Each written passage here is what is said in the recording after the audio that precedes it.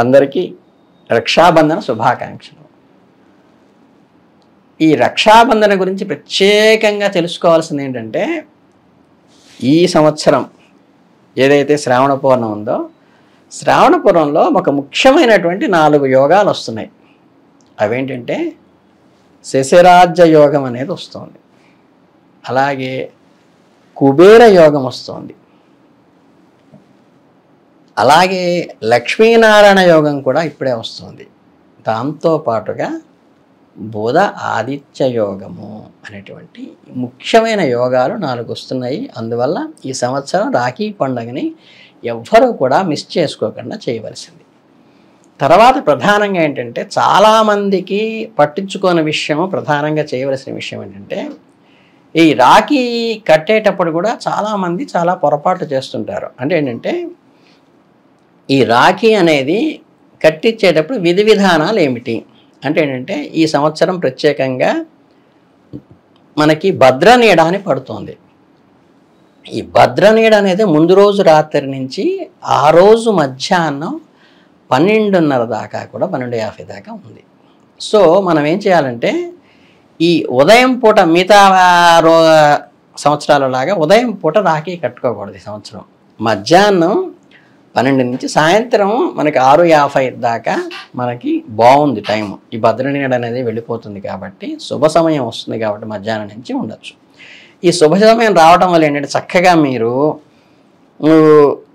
దగ్గరలో ఉంటే మనకి భగినీ హస్తభోజనం లాగా చక్కగా వాళ్ళ ఇంటికి మనం వెళ్ళి వాళ్ళ ఇంట్లో చక్కగా భోంచేసుకుని చక్కగా అన్నగారితో వదిన గారితో కూర్చుని, లేకపోతే తమ్ముడు మరదలతో కూర్చొని చక్కగా భోంచేసుకుని అప్పుడు చక్కగా ఒక పంచ ఉపచారాలు అనేవి చేయాలి.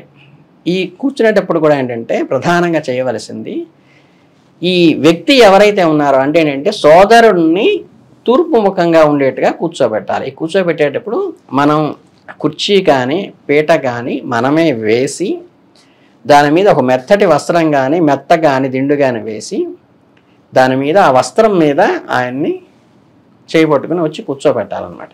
కూర్చోబెట్టి మనం అభిముఖంగా, ఆయనకి అభిముఖంగా పడదముఖంగా సోదరి కూర్చోవాలి. అంటే ఈ అబ్బాయి అనేవాడు ఏంటంటే అన్నగారు తమ్ముడు కానీ తూర్పు ముఖంగా కూర్చోవాలి. ఈ రాఖీ కట్టేటువంటి చెల్లి కానీ అక్క కానీ ఏంటంటే పడమర ముఖంగా ఉండి కట్టవలసి ఉంటుంది. ఇది ప్రధానమైన నియమం ఒకటి. రెండో నియమం ఏంటంటే, కూర్చోబెట్టిన తర్వాత ఆయనకి ఆసనం అంటే ఆసనం వేసానవాడు. ఆసనం వేసిన తర్వాత ఏంటంటే ఆయనకి ప్రధానంగా మనకి బొట్టు అనేది కొట్టవలను. అంటే ఆయనకి తిరునామం ఉన్నప్పటికీ కూడా, లేకపోతే ఏదైనా విభూతి రేఖలు ఉన్నప్పటికీ కూడా మన చేత్తో మనం బొట్టు పెట్టవాలి. ఈ బొట్టు పెట్టే దాంట్లో కూడా ఏంటంటే ఇలా తీసుకుంటే ఈ 2 వేళ్ళు వర్జ్యం అన్నారు. తర్జని కానీ కనిష్టం కానీ వర్జ్యము అన్నారు. అంటే బొట్టు పెట్టడానికి పనికి రాదు అని చాలామంది ఇలా వేసుకుని అలా పెట్టుకుని ఉంటారు. అది కరెక్ట్ కాదనమాట.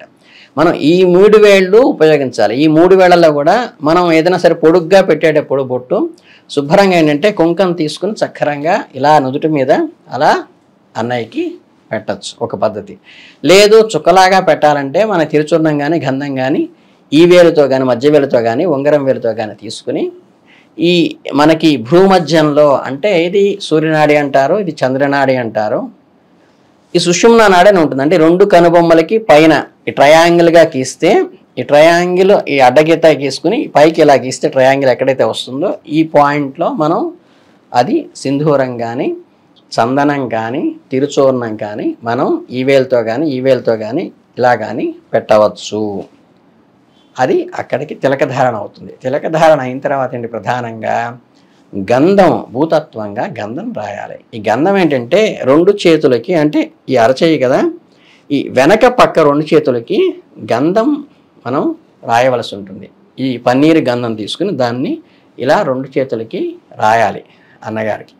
రాసిన తర్వాత ఏం చేయాలంటే, ప్రధానంగా ఇక్కడ ధూపం అనేస్తాం.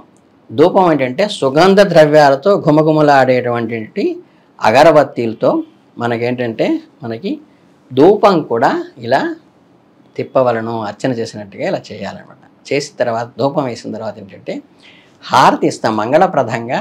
మనకి ఏదన్నా చక్కగా ఉపనయనం చేసుకుంటున్నాడు అనుకోండి తమ్ముడు, లేకపోతే పెళ్లి చేసుకున్నాడు, లేకపోతే మనకేదన్నా కన్యాదానం చేశాడు, అలా చేసినప్పుడు ఏంటంటే గృహప్రవేశం చేసుకున్నాడు సోదరుడికి మనం వెళ్ళి హారతి ఇస్తాం, ఆడబడుతున్న హారతి పళ్ళెం పట్టమంటారు కదా, అలాగే శుభ్రంగా ఏంటంటే వీళ్ళు ఈ కర్పూరం వేసి హారతి ఇవ్వవలే. ఇక్కడ ఏంటంటే భగవంతుడికి మానవ మాతృడికి దానిలో డిఫరెన్స్ ఏంటంటే భగవంతుడికి ధూపం వేసిన, భగవంతుడికి హారతి ఇచ్చిన మనం ఘంటానాదం చేయవలను. కానీ ఇక్కడ మనకి మానవ మాతృడు కాబట్టి అన్నయ్య కానీ తమ్ముడు కానీ ఈయనకి ధూపం తిప్పేటప్పుడు కానీ లేకపోతే ఏంటంటే మంగళహారతి ఇచ్చేటప్పుడు కానీ ఘంటానాదం చేయరాదు. ఇది ఒక నియమం. అందుకనంటే హారతి ఇవ్వవలే.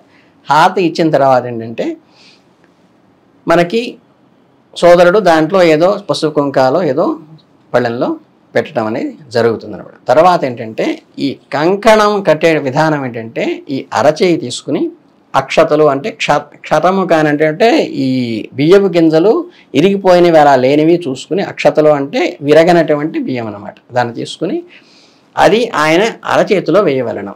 వేసినప్పుడు ఏంటంటే ఆయన వేసి ఆ గుప్పెడు మూసి గుప్పెడు ఇలా తిప్పుతాడు. తిప్పిన తర్వాత ఏంటంటే ఇక్కడ మనకి ఈ రాఖీ అనేది సోదరి మనకి కట్టవలను అనమాట. ఇది 2 వరుసలు వేసి జాగ్రత్తగా కట్టవలను. అది వేసి కట్టేటప్పుడు కూడా చాలామంది చేసేవేంటంటే దాంట్లో ఈ చెమ్కీలను లేకపోతే ఏవేంటంటే ఈ రంగు కాగితాలు పెట్టడం లేకపోతే పాలిథిన్ పేపర్స్ లాంటివి పెట్టి గుచ్చుకునేవి ఉంటాయి, పాడైపోయే ఉంటాయి, ఇలాంటివి ఉంటాయి. అవి 2వ రోజుకి అది ఊడి పడిపోతుంది. అలా కాకుండా చక్కగా ఏదైనా ఉట్టి దారం కానీ పూసలు కానీ లేకపోతే ఏదంటే ఏమీ లేకపోతే చక్కగా మనకి శ్రావణ మాసం కట్టుకున్నారు కదా, అలాగే దారాన్ని 3 పాయలు తీసుకుని చక్కగా పసుపు రాసి ఆ దారమైనా సరే సోదరుడికి కట్టచ్చు. ఈ కట్టడం అయిపోయిన తర్వాత కంకణ దారణ సుముహూర్తస్తు మనకి కళ్యాణానికి వాటికి కట్టుకున్నట్టుగా అలా కట్టుకుని పవిత్రంగా ఈ అక్షతలు చేతిలోని అక్షతలు తీసుకుని కొన్ని ఏంటంటే తీసుకుని ఆ ముడి మీద వేసి నమస్కారం పెట్టాలి కట్టిన వాళ్ళు. తర్వాత ఏంటంటే ఈ చేతిలో ఉన్న అక్షతలు ఈ చెల్లి అయితే కనుక పాద నమస్కారం చేస్తుంది, అన్నగారు వేస్తారు. అక్కయ్య అయితే గౌరవంగా వేసి నమస్కారం చేస్తాడు తమ్ముడు. అది పద్ధతి. ఇవన్నీ చేస్తే అక్కడికి కంకణ ధారణ కంప్లీట్ అవుతుంది. రెండోది చాలామంది చేసే పొరపాటు ఏంటంటే ఏదో ఆ పండక్కి ఆ రోజుకి వేడుగ్గా చక్కగా సరదాగా కట్టేసేసుకుని కనిపించిన వాళ్ళందరూ చేత కట్టించేసుకుని చివరికి అవన్నీ ఏం చేస్తారంటే మర్నాడు చక్కగా కత్తిరి పెట్టి కట్టి అవతల పడేస్తుంటారు. అది చాలా దోషము. ఇదేంటంటే భర్త భార్యకి మంగళసూత్రం కట్టినప్పుడు నీకు జీవితాంతం అండగా ఉండి నేను భరిస్తాను అలా ఎలా కమిట్ అయ్యారో ఈ సంవత్సరం అంతా నీకు నేను అండగా ఉంటానని సోదరికి ఈ కమిట్మెంట్ అనేది ఇస్తాడు అన్నయ్య. అంటే నీ కష్టం వచ్చినా సుఖం వచ్చినా నీకు అండగా ఉండి నేను చూసుకుంటాను అని ఒక బంధానికి ప్రామిస్గా ఇచ్చేటువంటిది కంకణం అనమాట. నన్ను రక్షించు నాయన అని చెప్పేటువంటిది కంకణం. ఈ కంకణాన్ని దానంతది జీర్ణం అయితే తప్పితే దానంతరం అది జీర్ణం అయిపోయి మెత్తపడిపోయి చీకిపోయి వెళ్ళిపోతే ఏంటంటే దాన్ని తీసి ఏంటంటే శుభ్రంగా మనం పారే జలంలో కానీ నదిలో కానీ లేకపోతే ఎవరో తొక్కనటువంటి మొక్క మొదట్లో కానీ వేసేస్తాం. దాన్ని పవిత్రంగా యజ్ఞోపవీతాన్ని విసర్జన తర్వాత ఎంత పవిత్రంగా చూస్తామో కంకణాన్ని కూడా అంత పవిత్రంగా చూడాలి. లేదు మనకే ఏదైనా ఇబ్బందికరంగా ఇవి ఉండి మనం తీసి పక్కన పెట్టినప్పుడు ఏంటంటే అది విడిగా పెట్టుకుని మళ్ళీ సంవత్సరం తర్వాత తీసేయటం కానీ లేకపోతే 21 days మినిమం ఉంచుకోవడం చేస్తాం. కానీ ఏంటంటే పెట్టుకుంటే ఏంటంటే ఇప్పుడు నాకుంది మా లాస్ట్ ఇయర్లో మా అక్కయ్యలు ఇద్దరు చక్కగా శారద ఇందిర రేణుక అని వాళ్ళిద్దరు అంటే ఒక లక్ష్మి ఒకటి సరస్వతి ఒకటి పార్వతి అనమాట. ముగ్గురు కట్టిన కంకణాలు ఇప్పటిదాకా ఉన్నాయి. మళ్ళీ రేపు శ్రావణ పౌర్ణమికి నేను శుభ్రంగా ఏం చేస్తాను ఇవి వాళ్ళ చేతే ఎవరు కట్టింది వాళ్ళ చేత అది పతయించేసేసి దాన్ని నిమజ్జనం అంటే ఏంటంటే చక్కగా పారే నీళ్ళల్లో నమస్కారం పెట్టుకుని అక్కడ చెట్టు మొదల్లో వేయించేసేసుకుని తర్వాత కొత్తవి కట్టుకోవడం అనేది జరుగుతుంది. దానంతటది జీర్ణమయ్యేదాకా కూడా తీసి పారేయడం అనేది దోషము. దాన్ని జాగ్రత్తగా పవిత్రంగా ఆ రక్ష ఎన్నాళ్ళు ఉంటే నేను అన్నాళ్ళు నేను రక్షగా ఉంటానని చెప్పుకోవడానికి కట్టుకునేటువంటి పవిత్రమైనవి. ఇందులో ఏంటంటే ప్రధానంగా చూసుకోవాల్సింది మనకి 4 మహాయోగాలు వచ్చినాయి ఈ సంవత్సరం. ఏంటవి? శశరాజయోగం వచ్చింది, లక్ష్మీనారాయణ యోగం వచ్చింది, బుధాదిత్య యోగం వచ్చింది, మనకి కుబేర యోగం వచ్చింది. అలాగే సంవత్సరంలో భద్రని నీడనే పడుతుంది కాబట్టి మధ్యాహ్నం తర్వాత మాత్రమే సాయంత్రం 6 లోపు కట్టుకోవాలి. మూడోది ఏంటంటే ఏ దిక్కున కూర్చోవాలి, ఏమేమి ఉపచారాలు చేయాలి. నాలుగవది ఏంటి మన కంకణ ధారణకి పాటించవలసిన కంకణానికి ఇవ్వాల్సిన గౌరవము మర్యాద ఏదైతే ఉందో దాన్ని పాటిస్తూ చేయాలి. అది దానంతరం జీర్ణమయ్యేదాకా కూడా కంకణానికి భద్రంగా అట్టు పెట్టుకోవాల్సిన అవసరం అయితే ఉన్నది.